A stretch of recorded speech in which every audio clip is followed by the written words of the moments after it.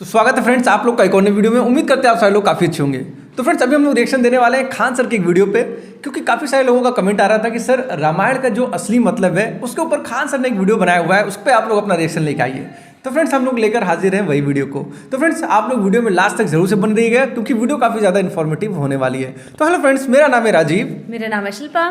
तो फ्रेंड्स अगर आपको हमारा रिएक्शन अच्छा लगता है तो आप हमारे चैनल को सब्सक्राइब करें, वीडियो को लाइक करें, उसको शेयर भी कर दें। तो चलिए फ्रेंड्स फटाफट से वीडियो को शुरू कर लेते हैं। रामायण किसने रचना किया भैया? महर्षि वाल्मीकि जी ने। किसने? वाल्मीकि, महर्षि वाल्मीकि। वाल्मीकि वाल्मीकि में ऐसे रहेगा ना, वाल्मीकि अंदाजे कभी कभी सही हो जाता है, कभी गलत हो जाता है। वाल्मीकि जी ने महाभारत रामायण की रचना किया। प्रारंभ में इसमें श्लोकों की संख्या जो थी 12,000 थे, लेकिन बाद में इसमें कितना हो गया? 24,000। 24,000 जस्ट डबल हो गया। ओके, ठीक है।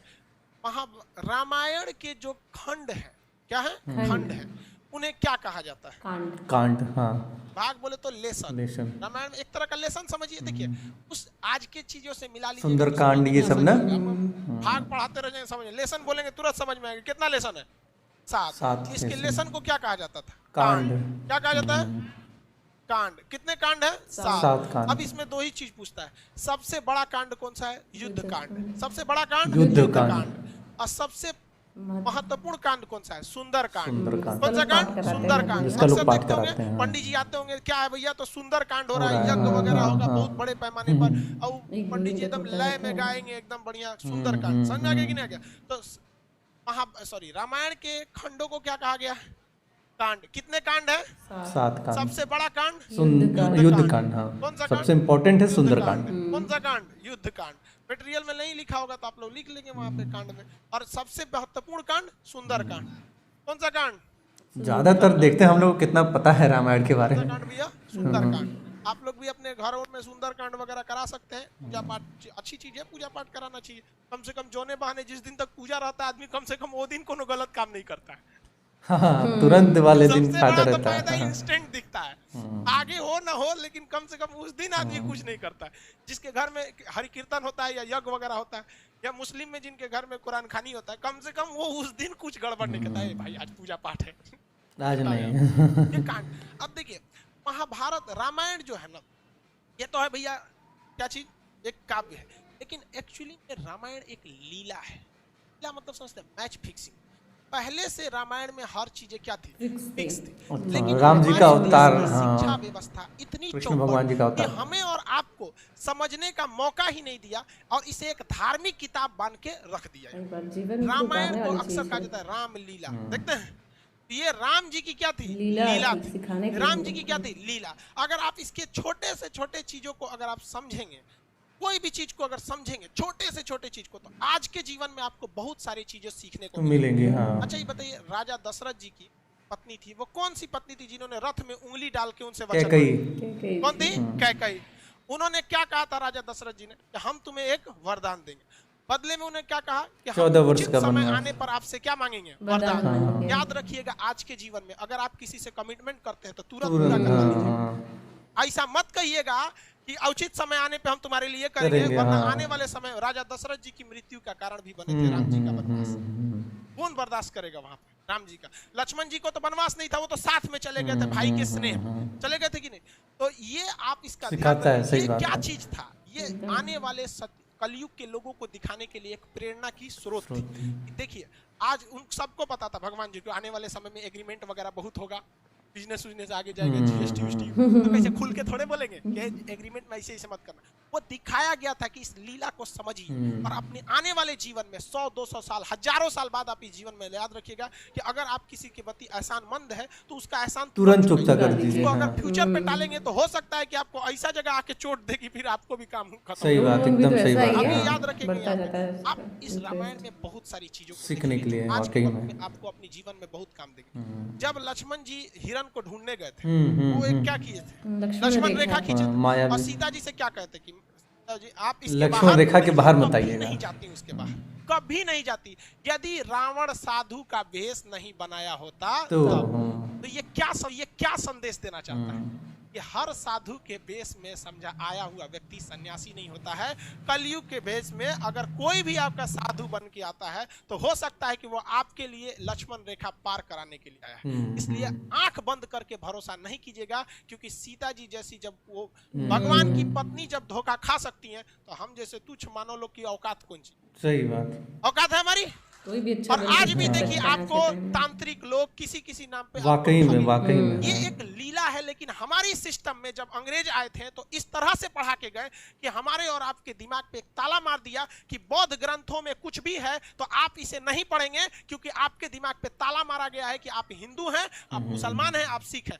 अरे भाई, महात्मा बुद्ध ने कह के गए थे क्या कि हमसे तुमको कोई भी बौद्ध लोग ही हमसे अपनी तमन्नाओं को मांगना या हमारी मन्नत मांगना। अगर कोई मुस्लिम या हिंदू हमसे कोई प्रार्थना करेगा तो हम पूरा नहीं करेंगे। क्या मर्यादा पुरुषोत्तम राम कहते क्या कि अगर हमसे कोई सच्चे दिल से मुस्लिम अगर हमसे अपनी प्रार्थना करेगा उसने मुसीबत में स्वीकार नहीं करेंगे? सही बात, प्रार्थना को नहीं सुनेंगे, कहेंगे भाग तू मुस्लिम है, बिल्कुल क्या कहेंगे? नहीं। लेकिन हम लोग 200 साल तक अंग्रेजों के गुलाम रहे। देखिए, मुगलों के वक्त में भी हमारी संस्कृति आँच आई थी, मुस्लिम शासक के वक्त आई थी, लेकिन उन लोग की सोच दूरदर्शी नहीं थी, वो केवल हमारे सामाजिक क्षति किए। लेकिन जब अंग्रेज का शासन आया ना, मेंटली बर्बाद कर दिया सब, जिसका खामियाजा आज भी हमें भुगतना पड़ता है। जबकि ये साफ संदेश था राम जी का कि देखिए हमारी खुद की पत्नी भी धोखा खा सकती है, तो आप आदमी किस दे।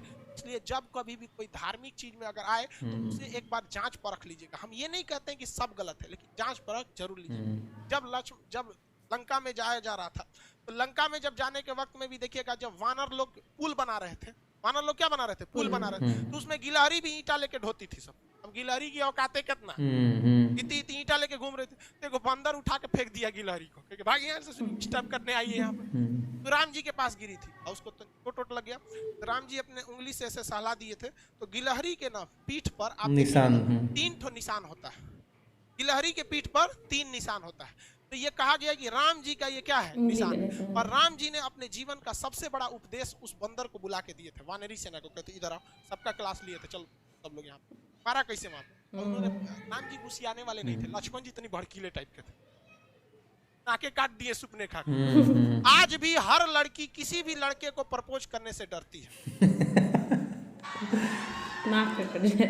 क्योंकि उसको याद है ससुरा हमारा एक बार रामायण के समय लक्ष्मण जी काट दिए थे।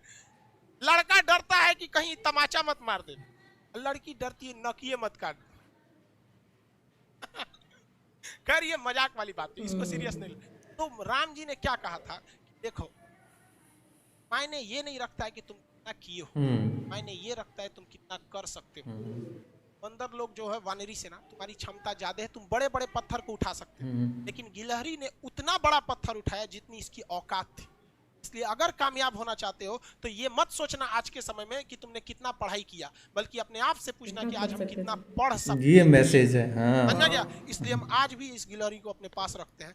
जिस दिन हमको थकान होने लगती है, हम इसको देखते हैं तो राम जी की बात याद आती लगती है कि ये मरा हुआ जिंदा इसमें रहेगा। हमको आज भी जब भी थकान होती है तो हम इसको देखते हैं, याद आती है जिंदगी में ये मत सोचना तुमने कितना किया, सोचना कि तुम कितना कर सकते थे। समझ में आया कि नहीं? आज हमारा 6 मिलियन हो गया, 6 मिलियन। अब तो सर का 20 मिलियन होने वाला है, कल ही हो गया था, रात में हो गया था कल ही। आप हम सोचे बताएं। चलिए अब मेन टाइम पे आते हैं यहाँ पे। तो पहला आपने ये देख लिया, उसके बाद आपने देखा कि लक्ष्मण जी को क्या लग गया था, तीर लग गया था, शक्ति बाण के नाम से वो तीर था, बहुत खतरनाक, उसमें मंत्र वगैरह था। पहले के समय में तीर खतरनाक नहीं थे, मंत्र खतरनाक थे। उसको कुछ पढ़ के मार देता था रावण वगैरह, मार यहाँ पे। तो आप जरा देखिए, राम जी के अपने भाई को जब तीर लगा था तो राम जी विष्णु भगवान के अवतार थे।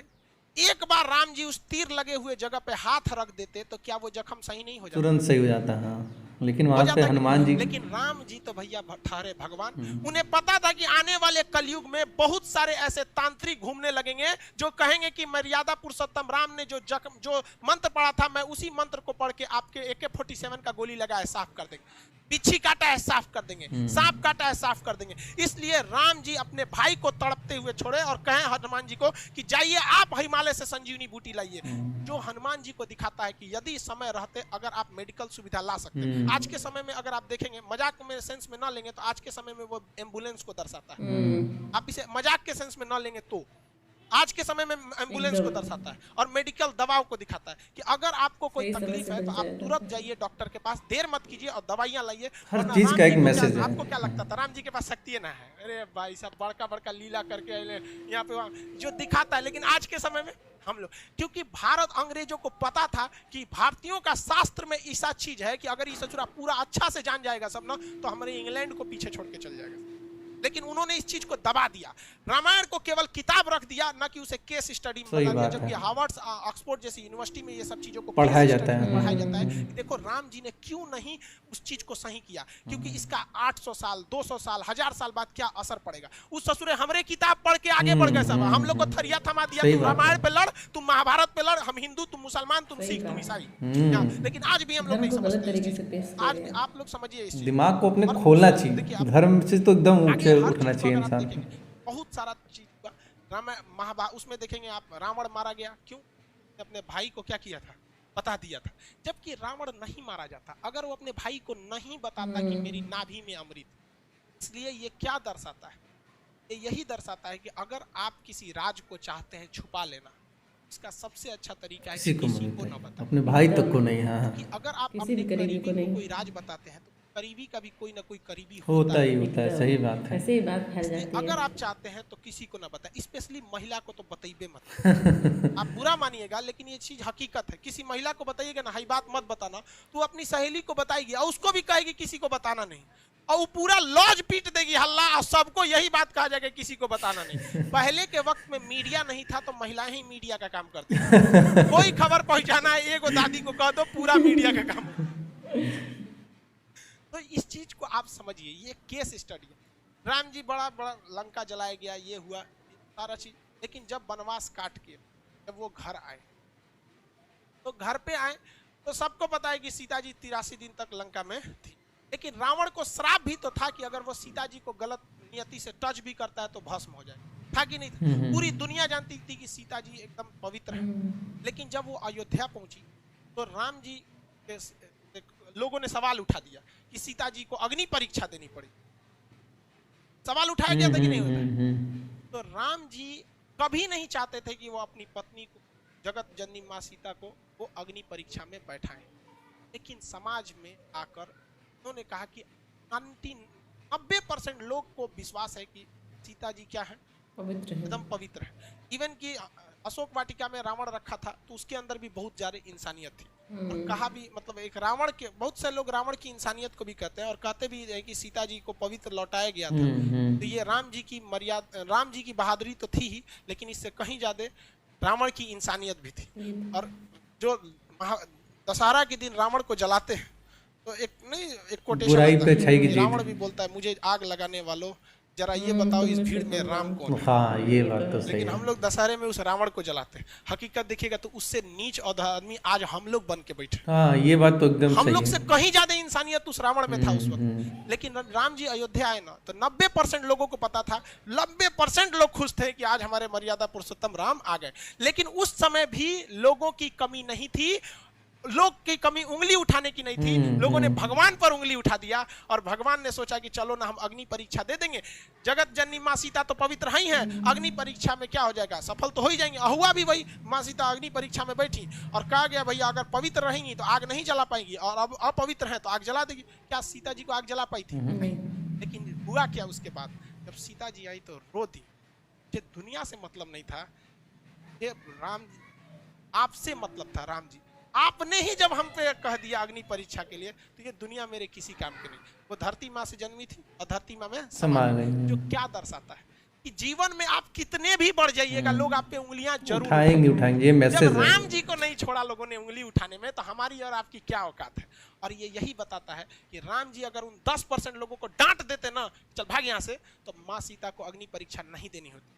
लव और कुश को छोड़कर माँ सीता कभी नहीं जाती, बचपन में बेचारे रोते रह गए। इसलिए अगर 2 कौड़ी के लोगों को अगर खुश करने के चक्कर में रहेंगे तो आपका अपना जीवन बर्बाद हो जाएगा। राम जी का पूरा परिवार बर्बाद कर दिया इन 2 कौड़ी के लोगों ने यहाँ पर। इसलिए जीवन में याद रखिएगा, जब भी आगे बढ़ेंगे लोग आप पे सवाल उठाएंगे, लेकिन हमारे अंग्रेजों ने ये बर्बाद कर दिया। आज किसी मुसलमान को कहिएगा ना रामायण की तुम्हें पाठ सुनाते, नहीं सुनेगा। और इवन कि आपको अगर कोई कुरान की बात सुनाएगा तो आप अगर दूसरे धर्म के तो आप भी नहीं करें। ये कोई किसने ये जहर बोया हमारे अंदर? किसने? अंग्रेजों ने। हाँ भाई साहब, ये 200 साल जो अंग्रेज गए सब ना, अंग्रेज भाई साहब बहुत दिमाग वाले थे। वो लोग को पता था कि भाई साहब तलवार की ताकत से, देखिए मुगल जब आए थे सब तो वो तलवार से लोगों को काटे थे सब, और अंग्रेज आए सब तो कलम से लोगों को काटा गया। और वो खुद लिख के गए थे, the power of pen is more than the power of sword. कलम की ताकत तलवार से ज्यादा, बहुत ज्यादा होती है। हमारा वैचारिक नपुंसक बना के चले गए सब अंग्रेज, हमारी शिक्षा व्यवस्था को बर्बाद कर दिया। और इससे लड़ने का काम किया था राजीव दीक्षित ने, और इसमें किसी न किसी की चाल थी जिन्होंने राजीव दीक्षित को आकस्मिक मृत्यु कर दिया, और जो हमारी वैचारिकता को एक ग्लोबल लेवल पर ले जा रहे थे। तो खैर आप भी समझते हैं, इस सब चीज में मत पड़िएगा, धार्मिक चीजें गलत होती है, लेकिन हम लोग इसके शिकार हुए हैं, हम लोग को शिकार बनाया गया है ये अंग्रेजों ने। नजरों को समझ में नहीं आता, धीरे धीरे विकास होगा। हाँ, खत्म हो जाएगा धीरे आप धीरे। अगर समाज को देखेंगे ना, तो समाज का एक ऐसा हिस्सा है जो अब इस सब चीजों से हट रहा है। उसे नहीं मतलब है कि हिंदू धार्मिक चीजें मुस्लिम, क्या है, हाँ, जाति सिर्फ ईसाई से क्या, वो अब इंटेलेक्चुअल पे जा रहा है। लेकिन लेकिन राजनीति समाज का का एक भी हिस्सा असर ऐसा भी है होती जो है। ससुरा इसमें और ज्यादा क्या होते जा रहा है, बनते जा रहा है। अगर आप पढ़े लिखे हैं, आप इस चीज को समझिएगा। तो रामायण क्या है, एक तरह की लीला है जो बताता है कि भाई साहब लाइफ आप सबको संतुष्ट नहीं एक सोच है कि कैसे आपको अपने जीवन को जीना चाहिए। एकदम अभी के समय में मोदी जी सबको बना रहे हैं। देखिए बाबू, आप ध्यान से समझिए, ऐसा नहीं है, बैठिए।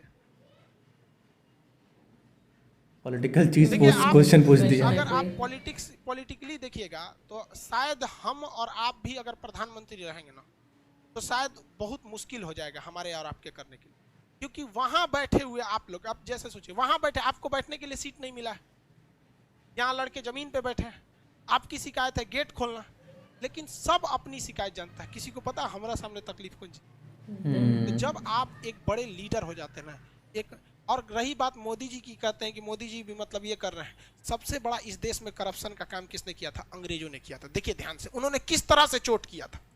उन्होंने क्या किया कि जब भारत में कहीं भी गलत काम होता था और कोई भी व्यक्ति उस गलत काम के खिलाफ आवाज उठाता था, तो उसके घर को जला देते थे सब अंग्रेज, और उनको अंडमान निकोबार में ले जाकर फांसी दे देते थे। और ये काम उन्होंने 200 साल तक किया। 200 साल में 4 पीढ़ियां आ जाती है, क्योंकि एक पीढ़ी व्यक्ति की लगभग 50 मानी जाती है कि 50 साल के बाद आदमी किसी काम का नहीं रह जाता है। तो 4 पीढ़ियों के अंदर अंग्रेजों ने थोड़ा थोड़ा स्वीट पॉइजन देते गए कि तुम गलत के खिलाफ आवाज मत उठाओ, मत उठाओ, मत उठाओ, तुम्हारा घर तोड़ दिया जाएगा, घर जला दिया जाएगा, फांसी दे दिया जाएगा, जेल डाल दिया जाएगा। 4 पीढ़ियों के बाद जब हमें आजादी मिली तो हमारे अंदर वो डीएनए में ये डर घुस चुका है। हमारे सामने हमारे गांव का 2 कौड़ी का मुखिया नाली बनाता है तो उसमें 12 का सीमेंट का मसाला डालता है, लेकिन हम आवाज नहीं उठा पाते हैं। अगर हर गांव से आवाज उठने लगे तो किसी के बाप की औकात नहीं जो गलत काम कर सके। करप्शन तो हम लोग बढ़ाते हैं, हमें डर है। एकदम सटीक बात है, एकदम सही बात है। प्रधानमंत्री पे हम सवाल उठाते हैं, मुख्यमंत्री पे, अपने पे सवाल उठाएं कि हमारी औकात नहीं है कि हम अपने मुखिया के सामने आवाज उठा सके।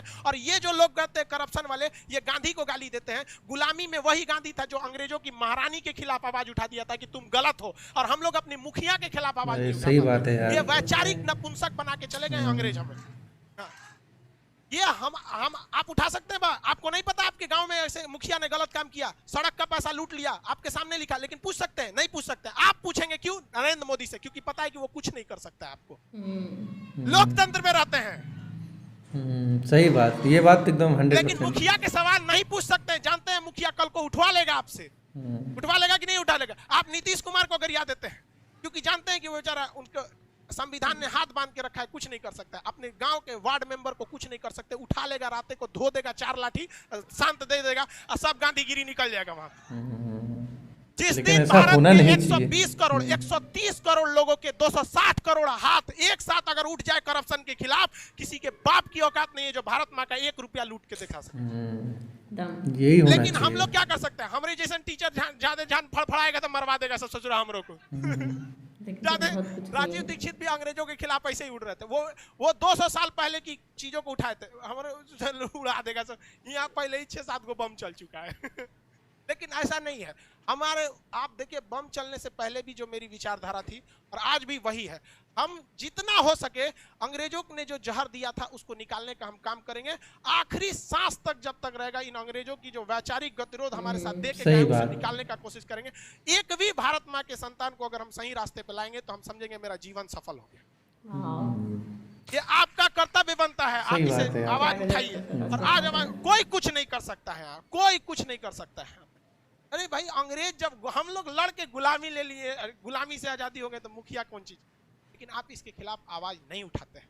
आवाज तब उठाइएगा जब आप अपने गांव को सुधार सकते हैं, तब जब आप अपने गांव को सुधारने में तकलीफ होती है। अरे देश के प्रधानमंत्री को देश सुधारने में कितनी तकलीफ है, बहुत टाइम लग। किसी की बात करते हैं, हमको मोदी जी से कोई एक वीडियो बनाए थे हम, लड़का कमेंट किया था, सर आप मोदी जी के भक्त हो गए, तो नीचे एक लड़का उसका रिप्लाई दिया था, कल वाला वीडियो देख लो।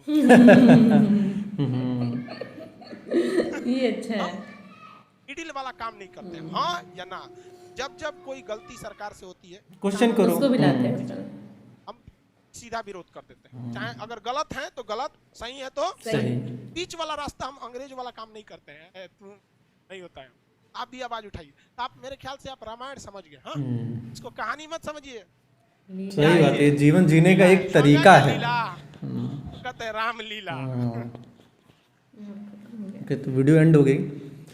क्या ही बता जाए यार, रामायण की वीडियो थी, लेकिन इसमें काफ़ी सारी बातें खान सर ने बता दी है, जैसे करप्शन को लेकर, चीज़ों को लेकर। यार बातें सुनने में तो सबको अच्छी लगती है, सबके सुन के भुला देता है, लेकिन यही गलती होती है कि किसी बात को अपने अंदर, जैसे हम लोग भी वीडियो देखे तो हम लोग भी बहुत इमोशनल हो गए, अटैच्ड हो गए, लेकिन क्या करेंगे, अभी हम लोग दूसरा वीडियो बनाएंगे, कुछ करेंगे, हम लोग भी भूल जाएंगे। तो ये चीज़ नहीं होना चाहिए। जो भी लोग देख रहे हैं वीडियो का, या जितने लोग भी इस वीडियो को देख रहे हैं, तो उससे जो भी मैसेज मिला एटलीस्ट उसको अपने अंदर जगाओ, याद रखो। जब भी आपके सामने कोई इस तरह का करप्शन हो रहा हो, तो आपको अगर डर है कि आप अकेले कुछ करोगे तो आपके साथ कुछ गलत होगा, तो आप ग्रुप बनाओ, 2-4 लोगों को साथ में लेकर जाओ, लेकिन उस चीज़ पे एक्शन लेने की ज़रूरत है, भूलना नहीं है। नहीं, कितने सारे लोग हैं, जैसे हम ही लोग हैं, सुने, अब पता चले उसको अपने बस खाली सुन लिए, बहुत अच्छा लगा, और अभी वीडियो बना के नीचे जाए, रूम में जाए और भूल जाए। तो ऐसा नहीं होना चाहिए। तभी हम लोग का इंडिया चेंज होगा, जब ये सारी चीज़ें हम लोग के दिमाग में रहेंगी, दिल में रहेंगी, तभी जाके ये सारी चीज़ें खत्म होंगी। सिर्फ सुनने से कुछ नहीं होगा। तो खान सर के लिए तो यार जितना भी तारीफ़ की जाए उतनी कम है, क्योंकि ऐसे मुद्दों को उठाना इस लेवल पे ही बहुत बड़ी बात है, अपने आप में क्रांतिकारी डिसीजन है। तो बहुत अच्छा लगा वीडियो। और बात करते हैं रामायण की, तो भाई रामायण सच में यार एक जीने का, एक लाइफस्टाइल का तरीका होना चाहिए। ये सिर्फ एक बुक करके इसको, या सिर्फ हिंदुओं का ये ग्रंथ है ऐसा करके इसको बांधना नहीं चाहिए। ये एक लाइफस्टाइल है कि नहीं, इससे सीखना चाहिए इंसान को कि कैसे अपने जीवन को जीना चाहिए, तब जाके मजा आएगा इस चीज़ का। हमको तो लगता है हमारे धर्म के अंदर कितनी अच्छी अच्छी चीज़ें हैं, लेकिन हम लोग बेवजह अलग अलग फालतू की चीज़ों में फंसे रहते हैं। जैसे कि सर बता रहे थे कि जब अंग्रेज लोग आए थे तो वो मानसिक रूप से हम लोग को क्षति पहुंचाए थे, और हमारे एजुकेशन सिस्टम को इतना बुरा कर दिए कि हम एकदम आगे के फ्यूचर के लिए मतलब दिमाग ही बंद हो गया है।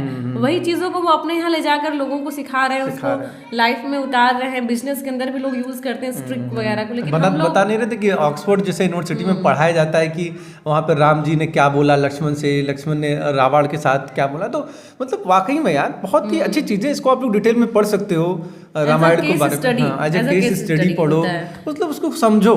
लेकिन हम लोग के यहाँ क्या होता है, हम लोग के यहाँ बस एक विवाद का मुद्दा अक्सर बना रहता है। हिंदुओं की किताब हो गई तो मुस्लिम नहीं पढ़ेंगे, सिख नहीं पढ़ेंगे, ईसाई नहीं पढ़ेंगे।